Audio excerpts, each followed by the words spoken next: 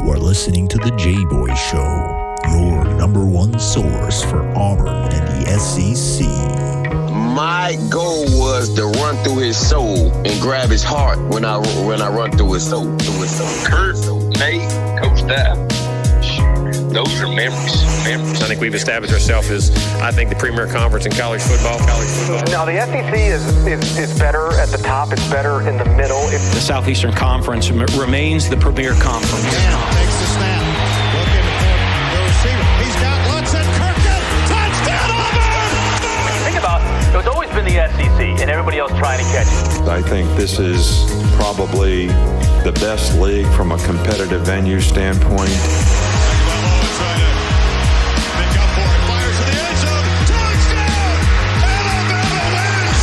The most capable teams. You just look at those programs, the way they recruit, how they invest. Snap to Burrow. 3 steps. Fires. Back corner of the end zone. Over the shoulder catch. Did he hold on? He did. Justin Jefferson. Touchdown, Tiger. And now, your host, Jboy. Hello, everybody, and welcome to another edition of your favorite new SEC sports podcast, the Jboy Show. Super excited to be joined by a guy that's down there in close to Baton Rouge, down there where the national champions lay until somebody knocks them off, and that's T-bob Hebert. T-bob, what is up, man? Jay, what's up, dude? Sorry, I had to mute myself. I'm coughing. I don't know why. Hey, what's up, though, dude? Hey, Nice to be here, man. I'm excited to talk some SEC on the Jboy Show, although I too host an SEC podcast. There we go. I feel like now we're at war. Hey, look, well, just maybe we can we can form our own like little backdoor alliance and Game of Thrones this thing and just look. Dude, I mean, all right, you can ride the dragon. I just want to sit in the castle and watch it go down. Is that not though the perfect metaphor for a lot of times how LSU and Auburn fans have felt about Alabama? Man. Like, sure, LSU and Auburn, we have our own little fights here or there, but ultimately, like, we are the lesser evil to each other. At the end of the day, it's always fuck Alabama. Exactly. Bottom line. Yeah, exactly. And it's the old saying of, the enemy of my enemy is my friend. Yes. So, it's like when I went to a wedding in Columbus, Georgia a few months back, and you got to understand, dude, I am milking this natty for all it's worth. Oh, I am being as obnoxious as possible. She's like, and so we're in Columbus, Georgia, dude. It's like all UGA fans, all Auburn fans. I had 2 of my boys with me. And, people are getting a little annoyed with us. Yeah, well, you got to flex. I would be getting annoyed with us. But anytime anything got too hot, I would just have to be like, hey, but for real, fuck Alabama. And yeah, everybody's like, cool. yeah, you're right. Exactly, dude. Everybody's cool. Yeah. It's a common ground that everybody can unite on. Exactly. That's like the guy you're about to fight who pulls his pants down before the fight. Like, it somehow brings everybody together against a common enemy. So just disarm them. It's like if you've ever read or seen Watchmen, it's the Dr. Manhattan technique or Adrian Veidt, where you got to create this like alien enemies so that humans stop threatening to blow up each other and start focusing on killing the alien, which is Nick Saban. The point is we need to focus on killing Alabama. Yeah, and again, that's it's a huge compliment to Alabama. I mean, you look and until obviously LSU won it this past year. And again, it's always personal between Auburn and Alabama. It's always personal, regardless of who the coach is, where they're playing, what planet it's on. It doesn't matter. But for LSU, it's personal too because of Saban, right? Yeah, I mean, no, without a doubt, dude. And LSU's interesting in that they don't have a rival in the sense that Auburn and Alabama are rivals, right? LSU has kind of relevancy rivals because like LSU Ole Miss would maybe be kind of the most traditional rival, but that series has lacked, real excitement for so long that ultimately LSU's biggest rivals are whoever they are competing for SEC West titles. Like I remember when I was coming out of high school, mid-2000s, it was always Auburn. Yeah. It was like whoever won that LSU-Auburn game was winning the West and was going to the SEC championship, and there were some battles. And then, obviously, when Nick Saban leaves LSU, and then ends up back at Alabama. There's already a ton of juice there from that. But then when you get into the fact that for a while there, LSU and Bama are trading blows, and whoever wins the West, then it culminates in 2011 with two teams meeting in the Natty. Yeah. And at that point, the roads kind of diverged, right? Yeah. But what it also did is that 21-0 loss left an indelible mark on the LSU fan base's psyche. And because of that, they will always hate Nick Saban. They will always hate Alabama, and they will always want revenge. It's just that previous to last year, revenge felt so far away. And then the fever dream of 2019 happens, and all of a sudden you're back on top. And now the big thing for LSU this year is like, can you prove that you are one of those elite tier programs? And obviously they are if you're cutting off elite at like the top 10, right? They're a top 10 program in the country year in and year out, no doubt about that, or at least they have the ability to be. What I'm talking about is, do you want to enter the conversation that I feel like only Oklahoma, Ohio State, Clemson, and who else would I put in that list? And Alabama are in, right? Like, those are the guys that every single year they're in the playoffs or they're playoff relevant to the very end.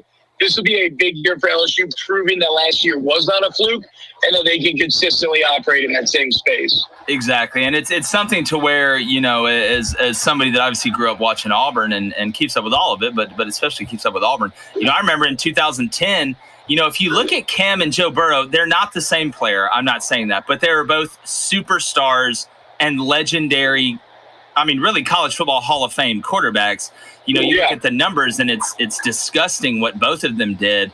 And then, you know, you look at Auburn 2 years later, they're firing Gene Chizik and basically having to redo the whole program.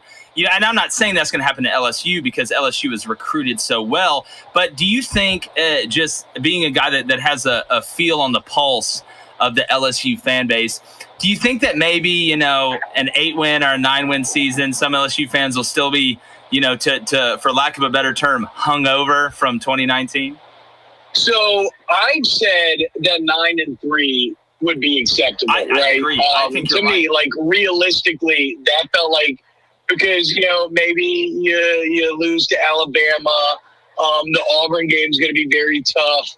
The Florida game's going to be very tough. Like, you can break that, even though there's probably no value in breaking down the schedule now because they're likely not going to play it. I've been on 9-3. But, you know, I had Peter Burns on Monday, and he kind of pushed back hard against that.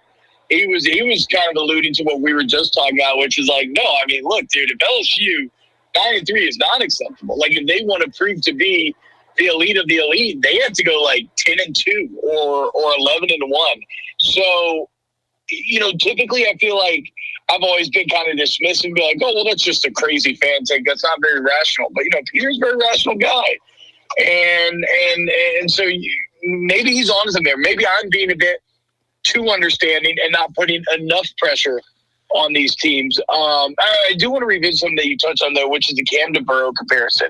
The only reason why I have faith as someone who covers LSU that you won't see a similar drop-off is the same reason why I actually argued that maybe Cam Newton's single season was even better than that of Joe Burrow's, is that the crazy part about that Cam Newton Auburn team, and you know, I played, and I played. He ruined our season that year.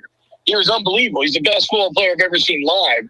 But the crazy part about that was it was just Cam and Nick Fairley. Like, there was no one else. That team is 8-4. That's an 8-4 team without Cam. Oh yeah, without Cam, maybe, no, 100%. Maybe. So you just had like a transcendent talent just drag this team all the way to a national championship, whereas without Joe Burrow, that's probably still like an 11-2 team. Oh, without a doubt. I would say I agree. LSU has had pieces around Joe that were way, way more elite than what Cam had around him. And I'm not trying to knock anybody. They made the plays to win the national championships, but if you look at the draft, you know, just look at the draft and look at the depth that LSU had last year. And again, you know as well as I do, as a guy that played in this around it, it's not a race for the first 11. It's a race for the first 44.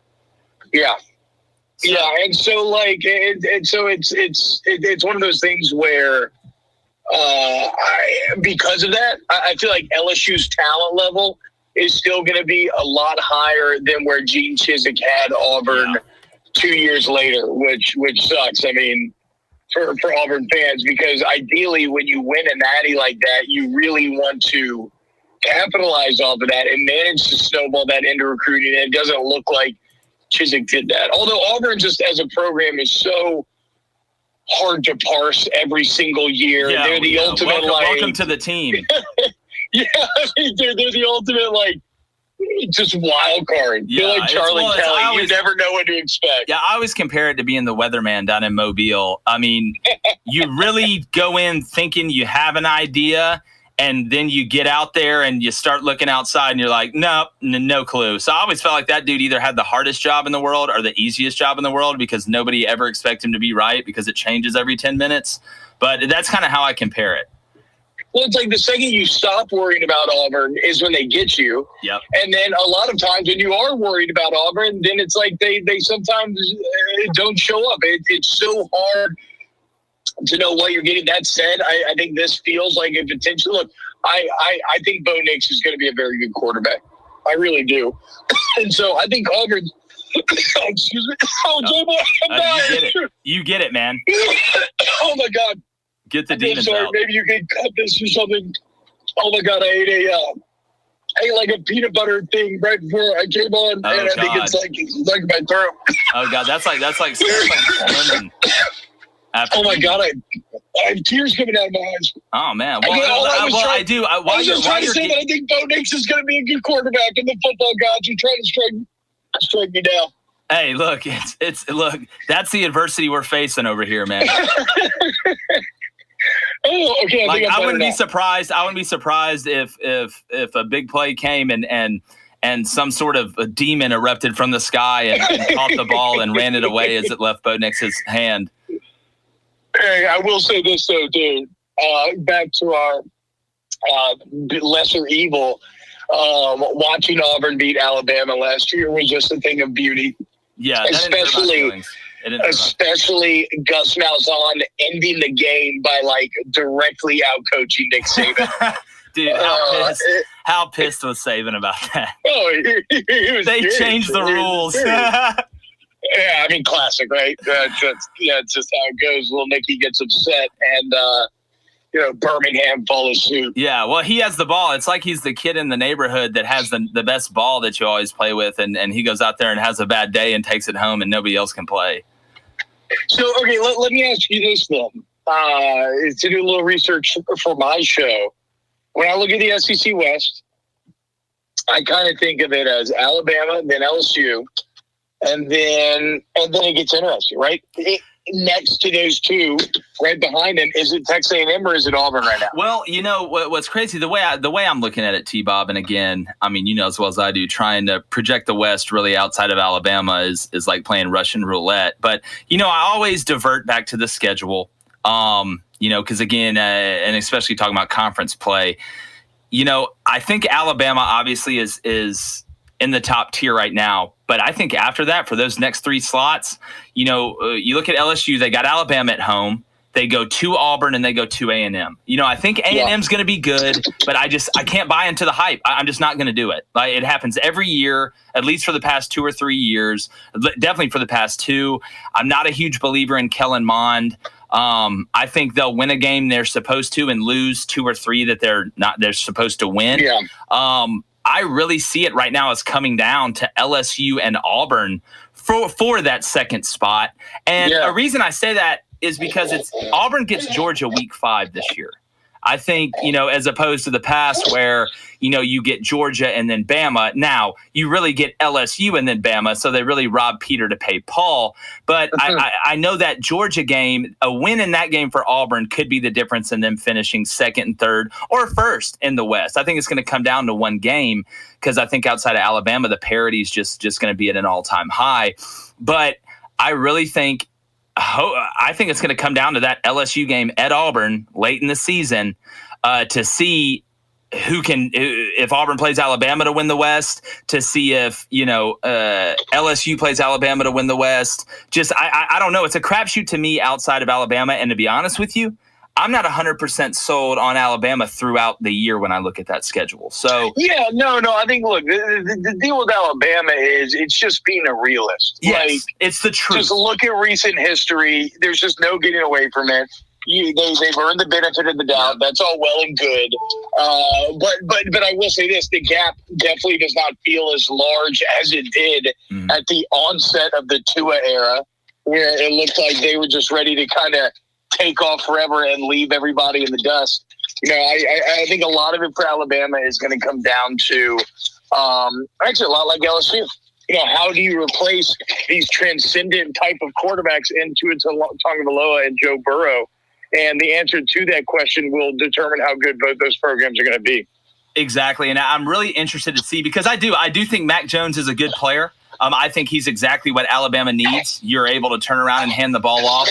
You can make the easy throws. The thing he can't do is the one thing he did in the Iron Bowl, and that's turn the ball over. If you watch when Alabama loses, it's because they turn the ball over. Now, most of the times teams lose because they turn the ball over. But when you have as much talent as Alabama does up front, and again, a huge reason LSU was unbelievable up front last year. Joe Burrow, and I know you know this, but Joe Burrow got a ton of credit. The skill guys got a ton of credit. But you don't go undefeated in the SEC and win the games that they won if you're not dominant up front. And the only way you compete with Alabama is to be able to dominate them as much as they dominate you up front, or at least have a stalemate to where your skill guys can go win the game. Well, and it's why, all the old cliches about, like, it's one in the trenches and all this stuff. Like, there's kernels of truth to all of that, right? It's why Auburn matched up with LSU better than anybody else, because nobody else had that D-line. Like, Auburn came out in that wild 3 down linemen, 1 linebacker, 7 defensive back look that nobody had ever seen before. And then all of a sudden, if you were watching closely in the SEC Championship, you saw that Georgia tried the exact same thing, but they didn't have the dogs that Auburn did, and they got burned on it. Yeah. Burrow sat there for like 15 minutes, basically deciding where he wanted to throw the ball. The SEC Championship game was ridiculous. Like the amount of time, that first drive, that one time, and that's because they were trying to run the 3-1-7. They couldn't get they couldn't get any sort of presence back there because they didn't have Derek Brown. At the end of the day, Derek Brown, to me, outside of Joe Burrow, may have been the best player in the SEC. I have no problem with that opinion. I would support that opinion from last season. So I guess it's just a roundabout way of saying you've hit the nail on the head. Like, to challenge Alabama's consistent supremacy, you have to be able to consistently compete in the trenches. And it's something that Coach O alluded to. Yeah. Like, when they got shut out at LSU, what was it, like 29-0 2 years ago? That was his big takeaway immediately after the game, was talking about how they had to get better up front. Yeah. And that's where they were losing. And now LSU has done that, especially on the defensive line. The biggest questions of this 2020 LSU team is on the offensive line. But some of the recruiting they've been doing in that area, looks like they'll be okay there in a couple of years. I do have some questions about this immediate next year. Yeah. And again, I know Orgeron is such a good recruiter, and hopefully we're going to get him on the show. And I'd love to talk about that, just his philosophy, because when I look at it, and I want to ask you this, T-Bob, before we get to, if we're going to play or not, Orgeron as a head coach, obviously he was the head coach at Ole Miss. That didn't work out great. It's very hard to win at Ole Miss, especially when he got there. But, now that it's kind of his second go and you're at a prominent place like LSU, has he kind of taken on more of a CEO recruiter role and just kind of let his coordinators do what they do? Yeah. I mean, look, he has. Look, there's multiple ways to skin a cat, right? The old saying. There's Tommy Tuberville did the same thing, bro. There's multiple. Oh wow, Tubbs. That's a whole nother conversation. Exactly. That's taking on a weird. The senator. Modern day light. And now Tommy Tuberville is going to be a senator. What kind of world? What? Yeah. Anyway. Yeah. But like the deal is, yes, some guys are control freaks and they are going to want to manage every little aspect. Saban maybe fall more into that category. Maybe not as much people think. Look, the bottom line though is when you look at Orgeron's journey, it is a journey that speaks to learning hard lessons and not just going through hard times, but really dissecting and figuring out, okay, what did I do wrong to cause this to happen? Because as you said, it's hard to win at Ole Miss. And at that time, sure. But the even bigger factor in why they were bad, and Coach O would tell you this, is Coach O's style. Yeah. It just wasn't developed yet. He was trying to be a micromanager. He wasn't letting coaches do their job. He was trying to push the players too hard. He was wrecking their bodies. Like, he's on the complete opposite side of all of that now. He is a delegator. He understands where his area of expertise lies. It's in defensive line play. It's in recruiting. He's going to do those things very well. For the things he doesn't know how to do well, he's going to delegate. He's going to put people in that position. It's like, and this is why Ogeron's so fascinating. Not only is it a story about overcoming adversity and learning from your mistakes, and like I said, really learning. Yeah. Like, my sister had a boyfriend where he was an alcoholic. And I remember talking to him, and he was like, what they teach you is you have to ask, not why did this happen to me? You have to ask, what did I do to cause this to happen to me? Even when that feels unfair to yourself, you still have to ask that question. And so Coach O had to do that.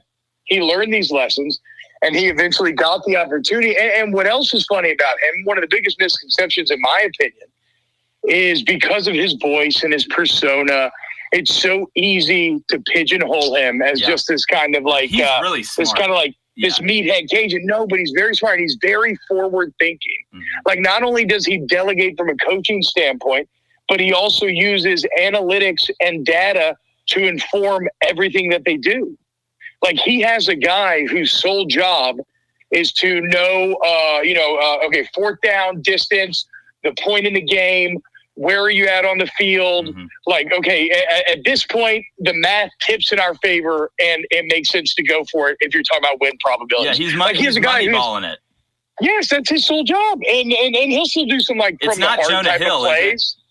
Yeah, exactly, right. And then he even has he has a guy who does the same thing with timeouts, right? Okay, what is the mathematically optimal game management here? And these guys, and it's not a 100% thing. Like, there's still feel involved, and there's still a couple times last year where like the defense was on their heels, and he just called the timeout because they needed to like get it together, get them like almost like a basketball timeout. Yeah, but that's not. But the greater point being that, and then even down to like the analytics that they get out of the weight room and out of the athletic training staff. They are constantly looking at like these output measures of power and everything, and how do they, how can they keep guys fresher later in the season? And what they figured out is something that Ole Miss at Ogeron would have never supported, which is like less practice. Like, practice hard, but not as long of a time. And you got to keep these bodies fresh. Yes. And so he's using all this data and all these analytics and these delegations, hiring excellent people around him. And you put it all together, and all of a sudden you have a recipe for success. And think about the type of bosses that you like to work for. Yeah. Like, if you're out there listening, who likes the micromanager? Nobody wants that. Yeah. You want somebody if you are the micromanager, stop doing it. Yes.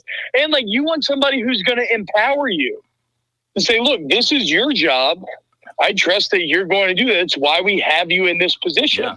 Yeah, and then you get the job done, and that's just good business. So, yes, he has absolutely taken on the CEO role, and that is not a negative, because when you are talking about being a major college football coach, like, it's kind of ironic, but so little of the job, probably less than 50%, is the actual on-the-field coaching. Yeah, well, so much more is about running the program as a whole. Yep, and I had Wes Flanagan, one of Auburn's assistant basketball coaches, and he was the head coach at Little Rock before he came back to Auburn, and I was asking him, we were kind of talking about it, that adjustment of what he learned as an assistant or as a head coach, and then being able to use that as an assistant at a higher program.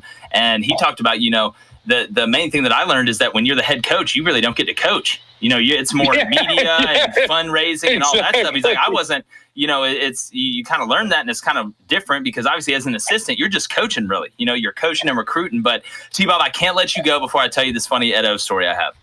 Yeah, let me hear it. All right, so I'm not going to say the coach's name. He's not a coach anymore, but he actually played with Edo in college, and they were coaching together. And this wait, he played in college, like at Northwestern State University?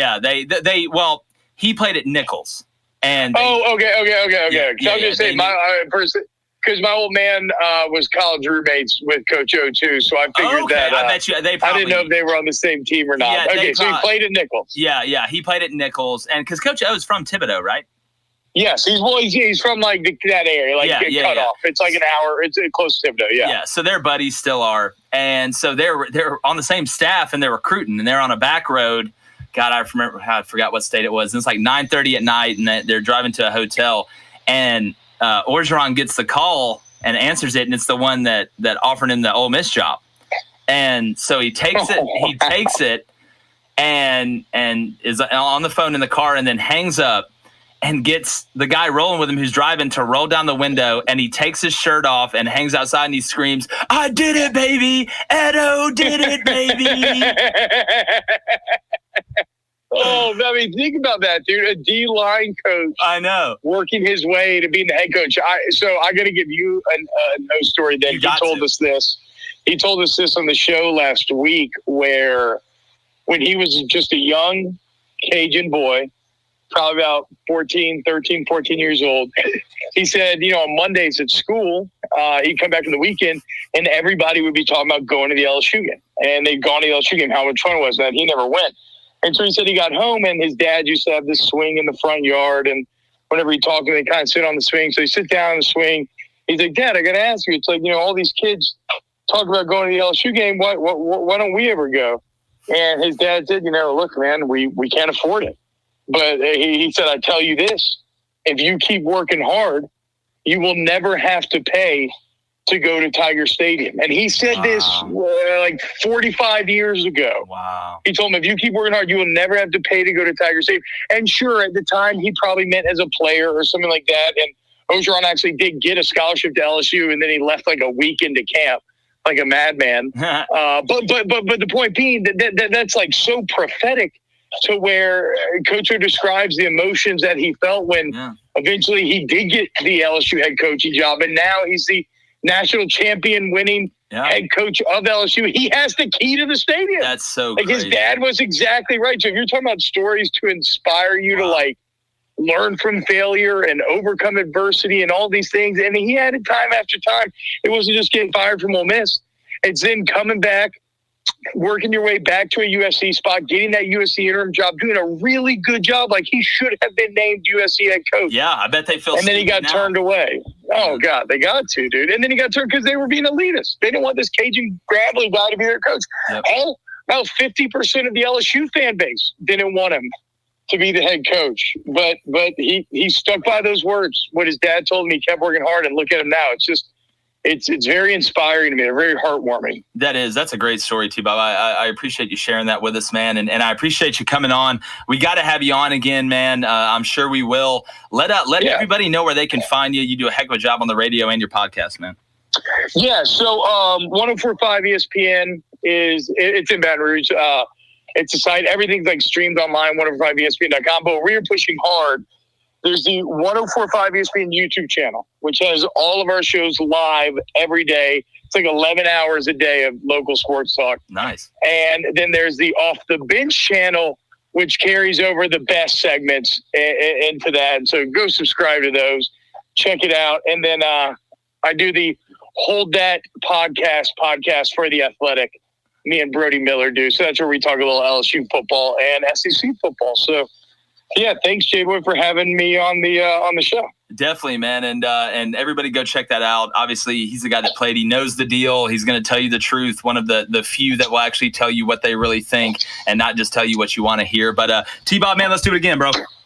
Absolutely, Jay. Take it easy, bro. And that was T-bob Hebert, a guy that, like I said, he played in some great games against Auburn, has really good perspective. Said Cam Newton's the best player he's ever seen, and I believe him. But, you really kind of get a good feel of how the LSU fans feel right now, because I think that's a big question mark, obviously assuming that we play in 2020, is kind of that hangover effect. And something that Auburn kind of went through in 2010, but he brought up a great point, and that LSU does have a lot more around and a lot more depth than Auburn had going forward. So it'll be interesting to see that. As always, thank you guys for joining us. Y'all are the best audience in the business. Remember, you can find us on Twitter and Instagram. At the Jboy Show. On Facebook, make sure you check out our Facebook page, the Jboy Show. We're on YouTube. It's easy. It's the Jboy Show. As always, shout out to the Investor Brand Network, the best PR team in the biz. Faison whipping it up in the studio. And again, remember, go to thejboyshow.com. Go there and check us out. It's pretty cool. If you want some merch, let us know. We're going to start taking pre-orders really, really soon. So again, remember, you can always text Jboy to 90407 and get the earliest predictions. Again, I mean, we're in the, I think, 98th percentile right now, or 98%, somewhere around there. So we're really excited, and it's going to continue to happen. And make sure you check us for all the recruiting news. So again, it's another edition of the Jboy Show, and Jboy's going. Gone.